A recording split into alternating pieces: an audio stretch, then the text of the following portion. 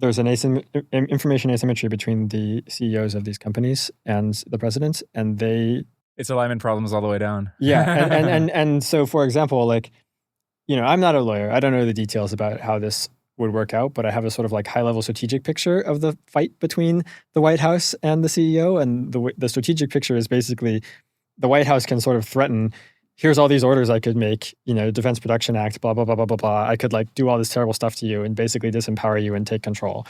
And then the CEO can be like, threaten back and be like, here's how we would fight it in the courts, here's how we would fight it in the public, here's all this, stuff we would do. And after then they both do their posturing with all their threats. Then they're like, okay, how about we have a contract that like, instead of executing on all of our threats and having all these crazy fights in public, we'll just like come to a deal and then have a military contract that like sets out like who gets to call what shots in the company. And so that's what we depict happening, is that sort of like they don't blow up into this huge power struggle publicly. Instead, they sort of like negotiate and come to some sort of deal where they basically share power. And like there's this oversight committee that has some members appointed by the president, and then also like the CEO and his people.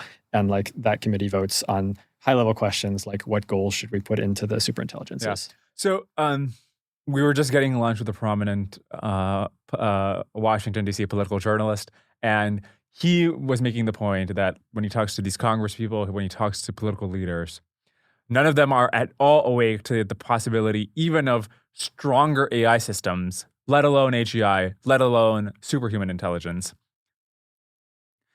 I think a lot of your forecast relies on, at some point, not only the US president, but also Xi Jinping wake up to the possibility of a super intelligence and the stakes involved there.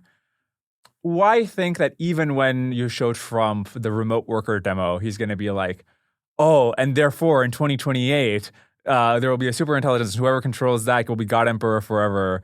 Maybe not that extreme, but you see what I'm saying? Like, why not? Totally. Why wouldn't he just be like, oh, there'll be a stronger remote worker in 2029, a better remote worker in 2031? Well, to be clear, we are uncertain about this. But in our story, we depict this sort of intense wake-up happening over the course of 2027, mostly concurrently with the AI companies automating all of their R&D internally and having these fully autonomous agents that are like amazing autonomous hackers and stuff like that, but then also just like actually doing all the research.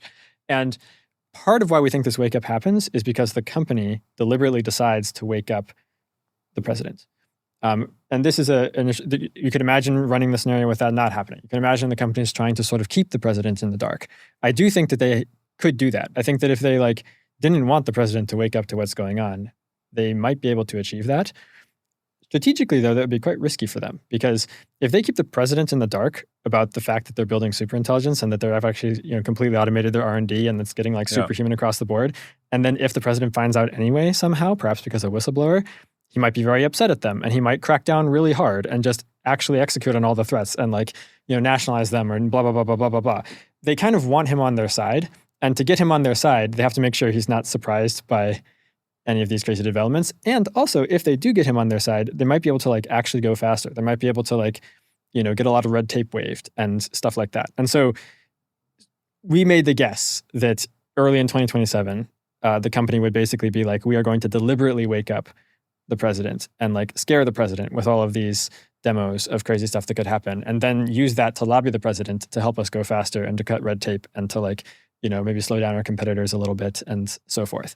We also are pretty uncertain how much opposition there's going to be from civil society and how much trouble that's going to cause for the companies.